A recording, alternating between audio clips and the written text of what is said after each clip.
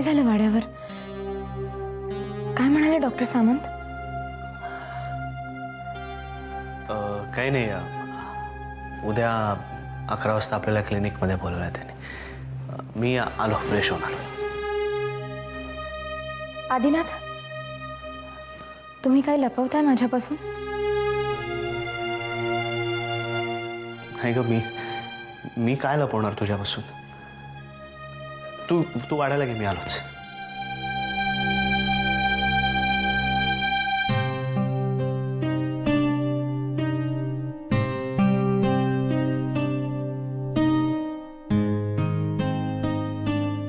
हे काय निष्कर्ष लावू पाहतोय मी? पार्वती वहिनीचा दुसरा जन्म आहे शुभ्रा. मग आदिनाथ आणि महादेव दादाच्या चेहऱ्यातलं साम्य हेही निव्वळ चेहऱ्यातलं साम्य नसून आणखीन काही आहे का?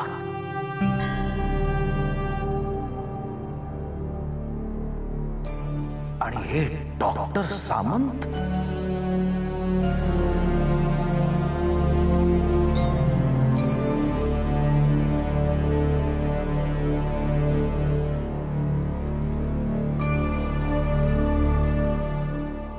जुनीच पात्र पुन्हा रंगमंचावर आलीत.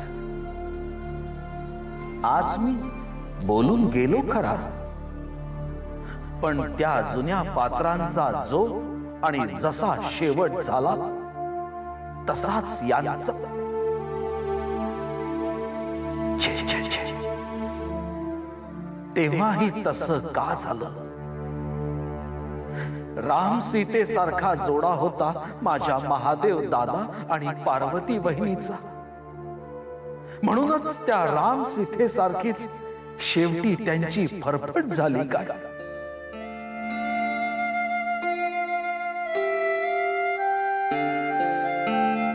घरात एका मागोमाग सगळ्यांचे मृत्यू,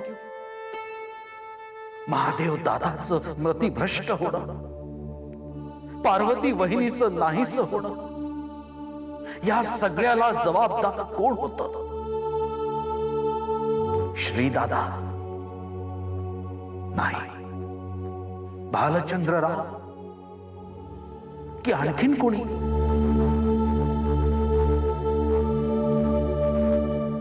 मग जर आज ही सगळी पात्र पुन्हा अवतरली तर ती व्यक्ती ही पुन्हा आली नसेल कशावर?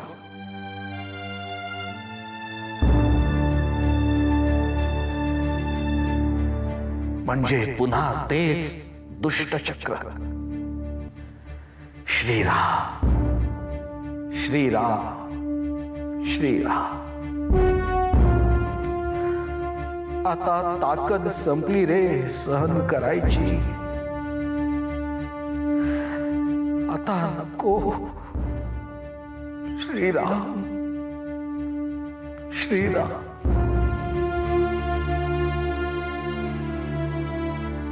मी निघाले हो.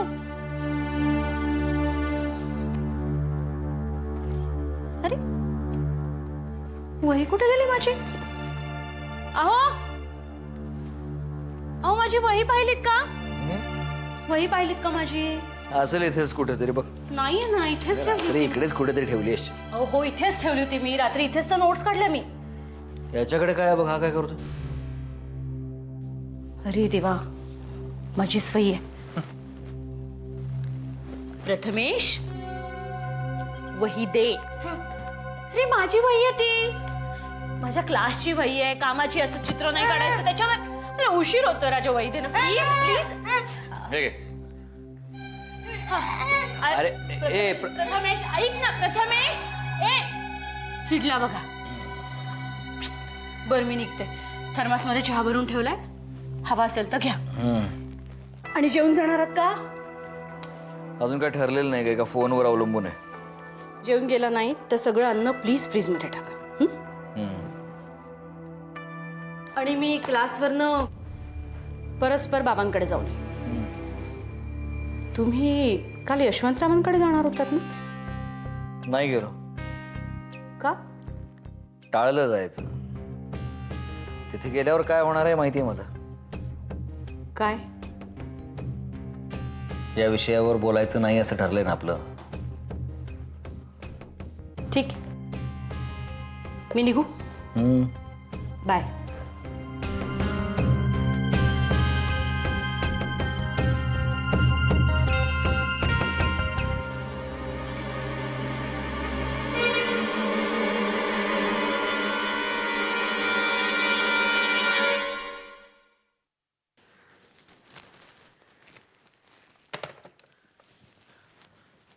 सकाळपासून 3दा फोन आला रेगे सरांचा.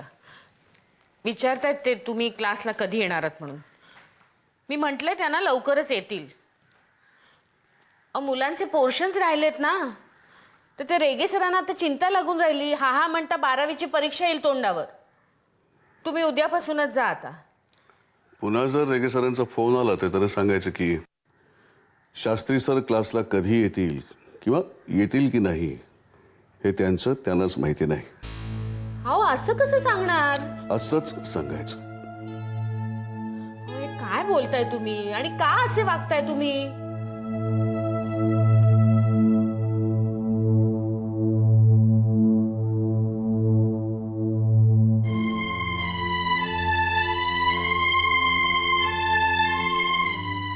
वसुधा, माझ्याकडे आता कुणालाही शिकवण्यासारखं आता काही राहिलं नाही. हे माझ्या एका विद्यार्थ्याने मला दाखवून दिलं. त्याला आतापर्यंत दिलेली विद्या ही किती निरुपयोगी आणि पोकळ होती दाखवून दिलं त्याने. अहो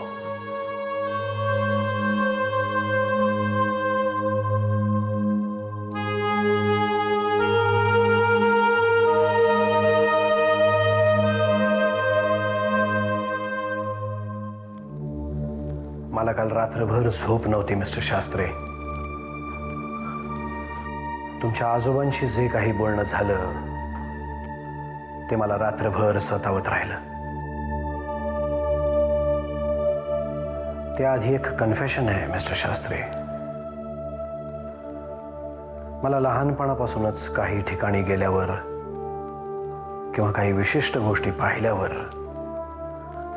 देजावू फीलिंग येतं. देजावू फ्रेंच टर्म आहे. म्हणजे एखाद्या माणसाला असं वाटणं की हे सगळं मी कधीतरी कुठेतरी पाहिलेलं आहे. आपल्यापैकी प्रत्येकालाच हे असं फिलिंग कधी ना कधीतरी येतच mister Shastri. Frankly speaking doctor, मला हे असं कधी वाटल्याचं आठवत नाही. आयदर तुम्ही खूप नॉर्मल आहात मिस्टर शास्त्री किंवा ॲबनॉर्मल आहात. Just kidding mister Shastri.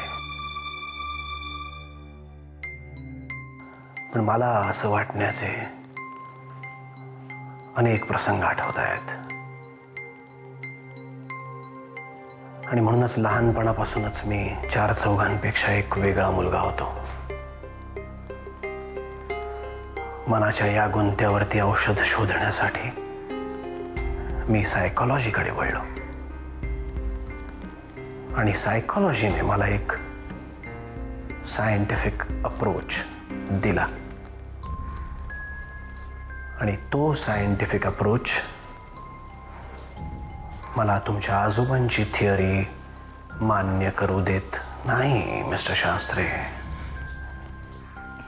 पण डॉक्टर, नेमकं आजोबांनी तुम्हाला काय सांगितलं? मिस्टर शास्त्री, तुम्ही यांना सांगितलं नाहीत? नाही.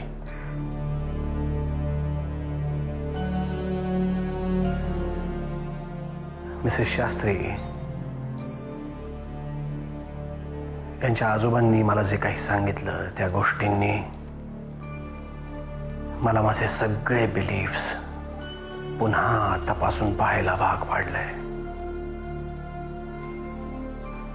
कालची अख्खी रात्र मी त्यात घालवली आहे. आणि कोणास ठाऊक अशा अजून किती रात्री घालवाव्या लागतील.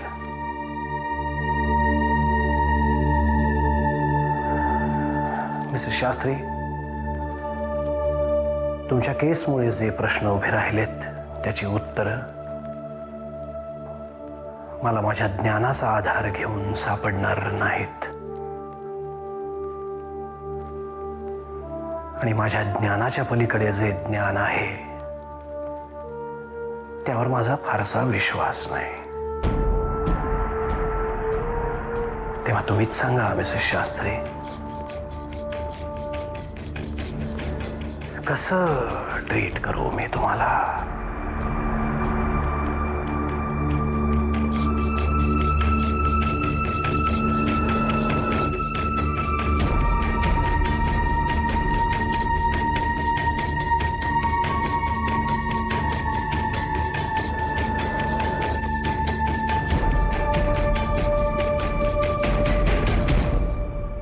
ए वाडाबिडा सगळं सोड ना यार, त्या विषयावर आपण बोलूच, पण इथे नाही. Let's go out somewhere. Panipuri खूप दिवसात नाही खाल्लीये, चल ना यार. नको क्षिप्रा, अगं आपण इथेच बसून बोलूया ना. का? कारण प्रिया, राधा बहिणी तू कधी आलीस? ही काय आत्ताच येते? ए हा, तुमची ओळख करून देते. ही क्षिप्रा, स्वप्नीलची क्षिप्रा, आणि ही आमची राधा बहिणी. खूप ऐकलंय तुमच्याबद्दल स्वप्नील कडून. बापरे. बरं बहिणी, आत्ता तुमचं टायमिंग खूपच चुकलं. अहो आत्ताच मी हिला खेचून बाहेर घेऊन जात होते पाणीपुरी खायला. हो ना, मग आपण तिघेही जाऊया पाणीपुरी खायला. दॅट्स इट प्रिया, आता तू नाही म्हणू शकत यार. राधा बहिणी खूप मजा येईल यार. मला अगं, इथे नाही. You get fresh नको आपल्या. ना गं, राधा. घरात काय बसून राहतेस प्रिया? सांगितलं ना तुम्हाला. प्रिया, चल ना ग. असं काय करतेस तू? प्रिया असं काय यार, let's have some fun, will enjoy. एकदा सांगितलेलं कळत नाही का तुम्हाला?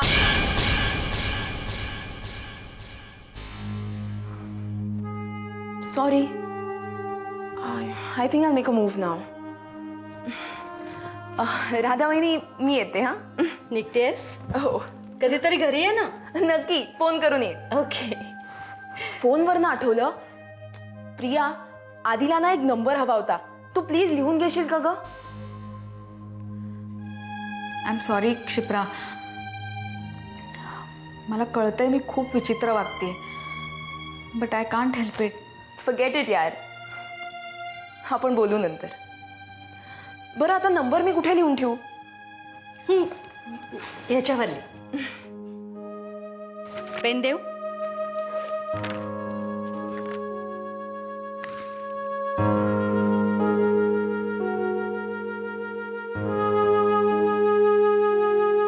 हे चित्र कोणी काढलं वहिनी? माझ्या मुलानं, प्रथमेशनं.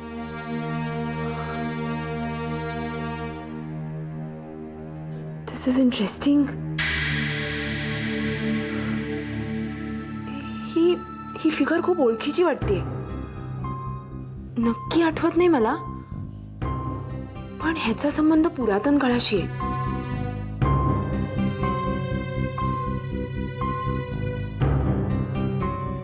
माय God, how can I forget this? बाबांना विचारायला हवं, त्यांना नक्की माहित असेल. क्षिप्रा, हे असं चित्र प्रथमेशने आधी सुद्धा काढलं होतं,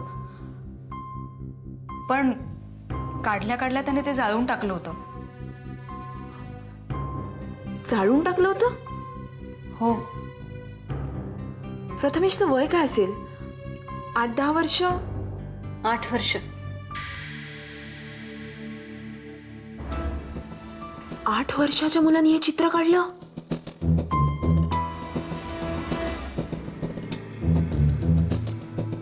इम्पॉसिबल.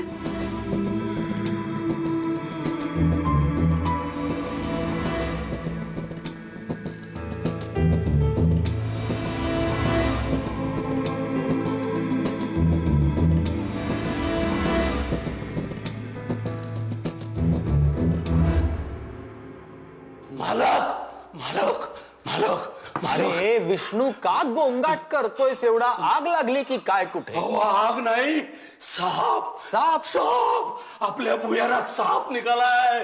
हा एवढा लांब. अरे देवा. मालक, आपल्या पेड्रोला बोलवायला मी माणूस पाठवलाय. तो पकडतो ना साप. मालक, मी काय म्हणतो, आपण भुयार बुजवून टाकूया. हो, मागे एकदा तो कंदील प्रकरण, आता हे साप. ते बघू नंतर. आधी तो साप जिवंत कुठेतरी बाहेर नेऊन सोडा. मारू नका शक्यतो त्या मुक्या प्राण्याला. मी त्या भुयाराच्या तोंडावर जगण्याला थांबवलेलं आहे. दिसला साप तर काल म्हटलं डोक्यात काठी. विष्णू काय सांगितलं? जिवंत कुठेतरी बाहेर नेऊन सोडा. बर, बघतो, येतो मी मालक. अरे देवा. श्रीराम श्रीराम.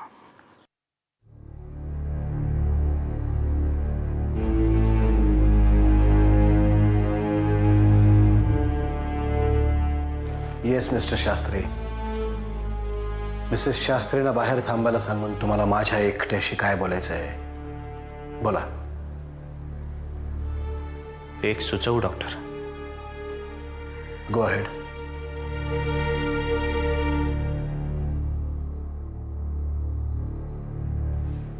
आपण शुभ्राला एका हिप्नोथेरपिस्टकडे नेलं तर? आय मीन तिची मेमरी रिग्रेस करून आपण. नो.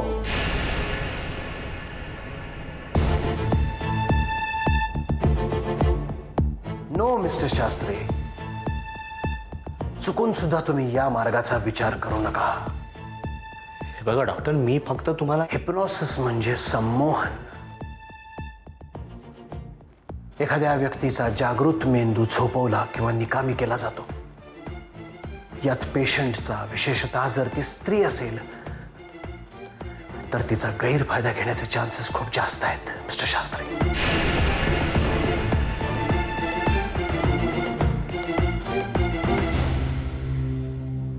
पण जर तो माणूस विश्वासातला असेल तर? याचे साईड इफेक्ट्सही आहेत मिस्टर शास्त्री. संमोहनातून त्या व्यक्तीला पूर्णपणे बाहेर काढता आलं नाही तर त्या व्यक्तीच्या मेंदूवरती कायमचा परिणाम होऊ शकतो.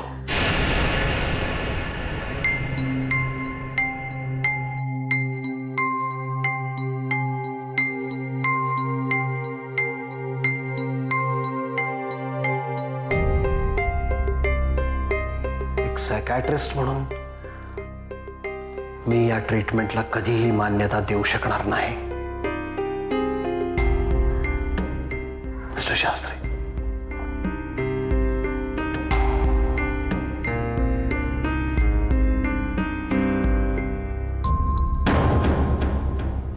विष्णू, ए विष्णू. ओ मालक, अरे कुठेस तू? इकडे भुयारात भुयारात. विष्णू, अरे भुयारात काय करतोयस? सांगतो. आणि सापाचं काय झालं? त्याला पेड्रोने पिशवीत घालून घेऊन गेला. अरे मग तू भुयारात काय करतोयस? सांगतो, बाहेर आल्यावर सगळं सांगतो. ये बाहेर ये लवकर. म्हणून सगळ्यांना पाठवून दिलंय मी. तू बाहेर ये रे बाबा लवकर. आलो आलो आलो. ये लवकर. आलो.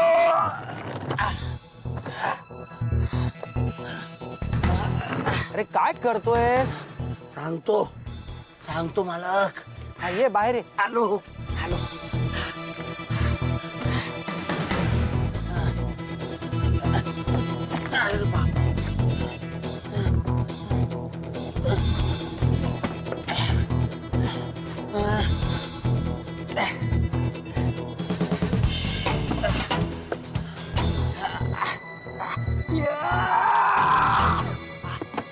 सावकाश सावकाश.